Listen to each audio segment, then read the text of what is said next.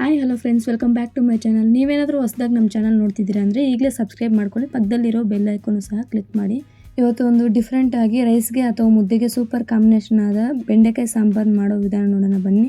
ಮೊದಲಿಗೆ ಇಲ್ಲಿ ಅರ್ಧ kg ಆಗೋಷ್ಟು ಬೆಂಡೆಕಾಯಿನ ನೀಟಾಗಿ ತೊಳೆದು ಕಾಟನ್ ಬಟ್ಟೆಯಲ್ಲಿ ತೇವ ಇಲ್ಲದ್ರೆ ಒರೆಸ್ಕೊಂಡಿದ್ದೀನಿ. ನೋಡಿ, ಈ ಥರ ಎಳೆದಿರಬೇಕು, ತುದಿ ಮುರಿಬೇಕು. ಆ ಥರ ಇರೋ ಬೆಂಡೆಕಾಯಿನ ತೊಗೊಳ್ಳಿ. ನೋಡಿ, ಆ ಕಡೆ ಈ ಕಡೆ ಬೆಂಡೆಕಾಯಿನ ಕಟ್ ಮಾಡಿಬಿಟ್ಟು 1.5 ಇಂದ 2 ಇಂಚ್ ಆಗೋಷ್ಟುದ್ದ ಬೆಂಡೆಕಾಯಿನ ಕಟ್ ಮಾಡ್ಕೊತಾ ಇದ್ದೀನಿ. ನೋಡಿ, ಈ ಥರ ಎಲ್ಲ ಬೆಂಡೆಕಾಯಿನ ಸಹ ಕಟ್ ಮಾಡ್ಕೋಬೇಕು. ನೀವು ಫಸ್ಟಲ್ಲೇ ಬೆಂಡೆಕಾಯಿನ ತೊಳೆದ್ಬಿಟ್ಟು ಒರೆಸಿ ಕಟ್ ಮಾಡೋದ್ರಿಂದ ಒಂಥರ ಜಲ್ಲಿ ಅನ್ನೋದು ಕಮ್ಮಿ ಆಗುತ್ತೆ.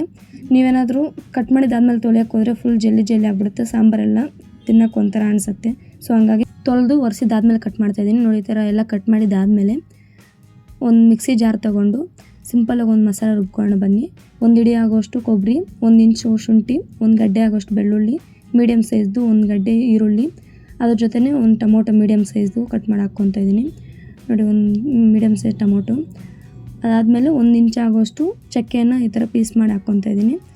ಅದ್ರ ಜೊತೆನೇ ಒಂದು 4 ರಿಂದ 5 ಲವಂಗ ಹಾಕ್ಕೋಬೇಕು.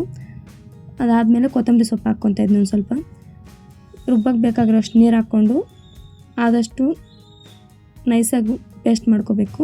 ನೋಡಿ, ಎಲ್ಲ ನೈಸಾಗಿ ಪೇಸ್ಟ್ ಮಾಡಿದಾದ್ಮೇಲೆ ಒಂದು ಪ್ಯಾನ್ ತೊಗೊಂಡು ಅದಕ್ಕೇ 1 ಟೇಬಲ್ ಸ್ಪೂನ್ ಆಗೋಷ್ಟು ಎಣ್ಣೆ ಹಾಕ್ಕೊತಾ ಇದ್ದೀನಿ. ಎಣ್ಣೆ ಹಾಕಿ ಕಟ್ ಮಾಡಿಕ್ಕಿರೋ ಬೆಂಡೆಕಾಯಿನ ಆ್ಯಡ್ ಮಾಡ್ಕೊತಾ ಇದ್ದೀನಿ. ಈ ಥರ ಎಣ್ಣೆಯಲ್ಲಿ ಫ್ರೈ ಮಾಡೋದ್ರಿಂದ ಜಲ್ಲಿ ಅನ್ನೋದೇನಿರುತ್ತೆ ಅದು ತುಂಬ ಅಂದರೆ ತುಂಬ ಕಮ್ಮಿ ಆಗುತ್ತೆ, ಸಾಂಬಾರು ತಿನ್ನೋಕ್ಕೆ ಚೆನ್ನಾಗಿರುತ್ತೆ. ಸೊ ಹಂಗಾಗಿ ಈ ಥರ ಎಣ್ಣೆಯಲ್ಲಿ ಚೆನ್ನಾಗಿ ಫ್ರೈ ಮಾಡ್ಕೋಬೇಕು. ನೋಡಿ, ಫ್ರೈ ಮಾಡ್ತಾಯಿದ್ದೀನಿ. ಈ ಥರ ಎಲ್ಲ ಚೆನ್ನಾಗಿ ಫ್ರೈ ಮಾಡಿದ್ಮೇಲೆ ನೋಡಿ, ಇಷ್ಟು ಮಾತ್ರ ಫ್ರೈ ಆದರೆ ಸಾಕು. ಈಗ ಸಾಂಬಾರು ಮಾಡೋಕ್ಕೆ ಒಂದು ಪಾತ್ರೆ ತೊಗೊಂಡು ಪಾತ್ರೆ ಬಿಸಿ ಆಗಿದ್ಮೇಲೆ ಒಂದು ಸ್ವಲ್ಪ ಎಣ್ಣೆ ಹಾಕ್ಕೊತಾ ಇದ್ದೀನಿ. ಎಣ್ಣೆ ಹಾಕಿ ಎಣ್ಣೆ ಬಿಸಿ ಆಗಿದ್ದಾದಮೇಲೆ ಸಾಸಿವೆ, ಕಟ್ ಮಾಡಿಕ್ಕಿರೋ ಒಂದು ಈರುಳ್ಳಿ ಹಾಕ್ಕೊಂಡು ಚೆನ್ನಾಗಿ ಫ್ರೈ ಮಾಡಬೇಕು. ಒಂದು ಸ್ವಲ್ಪ ಈ ಥರ ಗೋಲ್ಡನ್ ಕಲರ್ ಆಗೋ ತನಕ ಫ್ರೈ ಮಾಡ್ಕೊಳ್ಳಿ. ನೋಡಿ, ಫ್ರೈ ಮಾಡಿದ್ದಾದಮೇಲೆ ರುಬ್ಬಿಕ್ಕಿರೋ ಮಸಾಲೆನ ಆ್ಯಡ್ ಮಾಡಿಕೊಂಡು ಜಾರ್ ತೊಳೆದಿರೋ ನೀರು ಸಹ ಆ್ಯಡ್ ಮಾಡ್ಕೊತಿದ್ದೆ ಒಂದು ಸ್ವಲ್ಪ.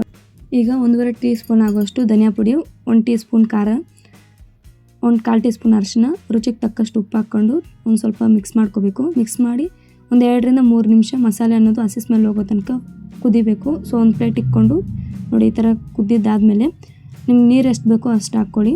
ನಾನು ರೈಸ್ ಮಾಡ್ತಾ ಇರೋದ್ರಿಂದ ಒಂದು ಸ್ವಲ್ಪ ನೀರು ಜಾಸ್ತಿನೇ ಹಾಕ್ಕೊತಾ ಇದ್ದೀನಿ. ನೋಡಿ, ಈ ಥರ ನೀರು ನಿಮ್ಗೆ ಎಷ್ಟು ಬೇಕೋ ಅಷ್ಟು ನೋಡ್ಕೊಂಡು ಹಾಕ್ಕೊಳ್ಳಿ.